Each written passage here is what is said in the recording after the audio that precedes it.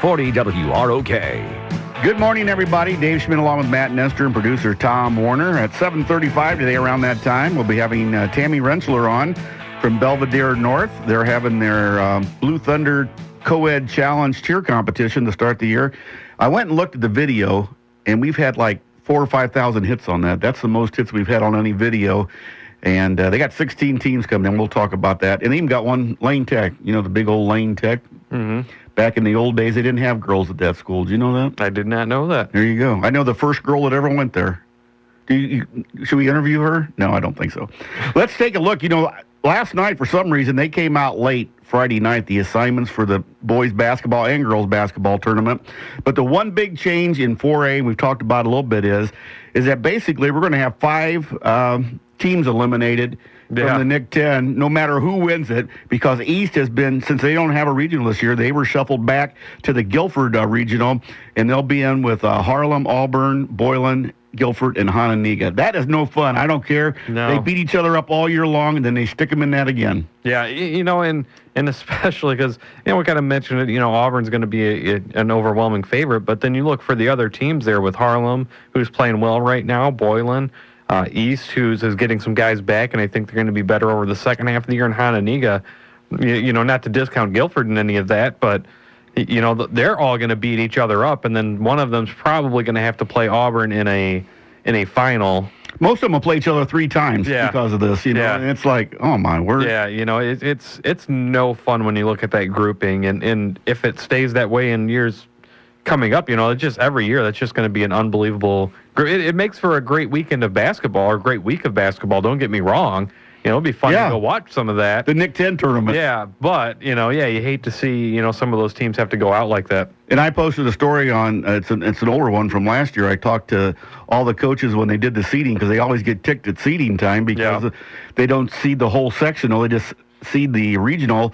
And when you look at where, we'll talk about a little bit, when 1A has to go to Hebron and they're worried about travel, you're kidding me, right? Right. I mean, that's a long trip over there for those 1A teams. Why can't you do this? And it makes a lot of sense. Probably Jefferson and Belvedere North get a little bit of a break. They get to go over to Huntley because Huntley lost their big kid, the one that they had. They're with the 3 Crystal Lake schools. So they send Belvedere North and Jefferson back over there. And if Jefferson keeps playing the way that they're playing right now, I think still undefeated, I believe, right? That's a team that's probably going to be overwhelmingly favored to win that regional there. I would imagine they're going to end up being the top seed. I think they might have seen some of those teams over their Thanksgiving tournament. That's why they go over there. Yeah, they like you kind of get used to them, and you imagine the way Jefferson's playing right now. Other than playing against Auburn, they're going to be probably favored in most games, and so it's going to set up nicely for them. The one thing I will say, you still wish that they would seed out the sectional, because I think you could at least get some teams from this area. In other areas are going to feel this way too, further into the tournament. I will say, if the potential seeds end up holding, I mean, we're early in the season to start talking about seeds, but if those potential seeds end up holding, I do think you have the potential to get the 4 best teams in that sectional still in the sectional. Elgin Larkin in their regional, I think will probably be the pretty big favorite there. And then DeKalb over in Geneva, I think will probably be a pretty big favorite there. They make a big change, though. They come to Rockford and then they send them down south a little farther. But if those teams, if Jefferson, DeKalb, Elgin Larkin, and Auburn all play the way that they've been playing, if they continue that kind of play, those are probably going to be. They would be your top 4 seeds in a sectional anyway. Now, the one big difference is it could end up changing matchups and potential for upset. Maybe a team like a Hononegah, who's traditionally pretty good, maybe could knock off a DeKalb or somebody like that along the way. But I think from that standpoint, we get it's set up for a potentially good sectional. But again, you're going to eliminate 5 from one regional. Belvedere North and Jefferson, at least one of them's going to get eliminated. So now you're talking about 6. And then, you look in 3A, you got Belvedere and Freeport in the same regional. So 7 of the 10 are automatically going to be eliminated regardless of who wins. In the regional, Yeah. Well, the thing is, and we've talked to Matt Troha about it, we've talked to coaches about it, is do it the same way for everybody. If Yeah, you're going to do sectionals in one place, that way, do it everywhere. And that's the tough part. Even if you look at the DeKalb Super Sectional, the two sectionals that feed into it, the other half of that is seeded. It's everybody's put into one group and they're going to seed it out and play the games. Why they couldn't do something like that. You talked about the Alden Hebron regional and some of the travel that's going to be involved in that. South Beloit and Pecatonica all have to drive to Hebron. Yeah. That's a trip. It is a trip. For a regional. It really is a trip, And Christian Life, too. And you look at some of that travel and you look at it and say, would it be that big of a deal to have, East go play a Crystal Lake South in a regional game? No. If you seeded them out. I don't know we do it in football all the time. Exactly. Yeah, not a problem. So would it be that big of a deal? And, of course, the one difference in basketball that they would argue with you is there's more travel because the more you win, you've got to keep going back to places and whatnot.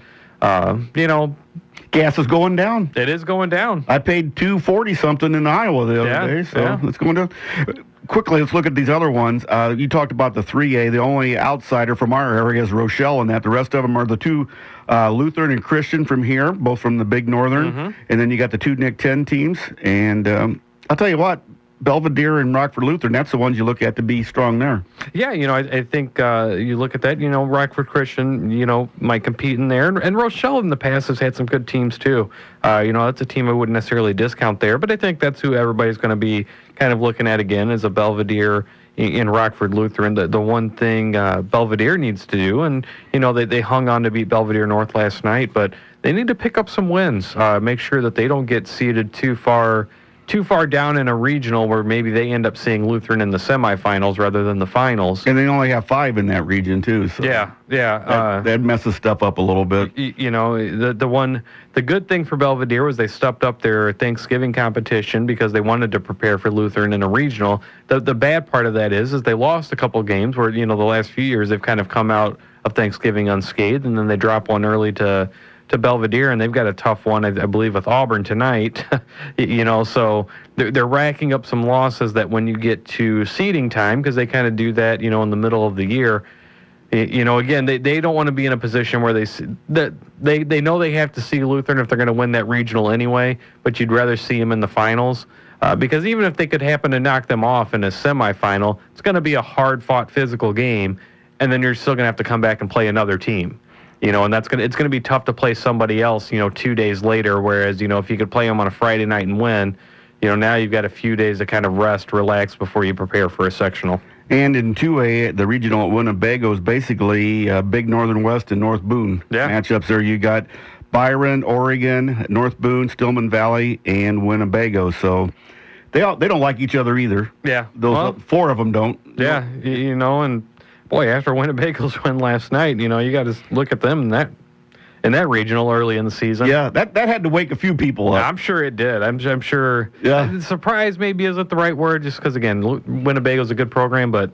And they lost a key starter. Oh, yeah. He's at Auburn right now, Dixon. So you look at that and you're going, well, I guess maybe they were pretty solid now. Yeah, exactly. So they made a believers out of a lot of people. Real quick, that Alden Hebron, Faith Lutheran, Alden Hebron, Hiawatha, Pecatonica, Christian Life, Keith Country Day, and South Beloit over there. Going to take a time out, take a little news break. We'll be back with more of the Stateline Sports Hour and talk some competitive cheerleading right here on News Talk 1440 WROK.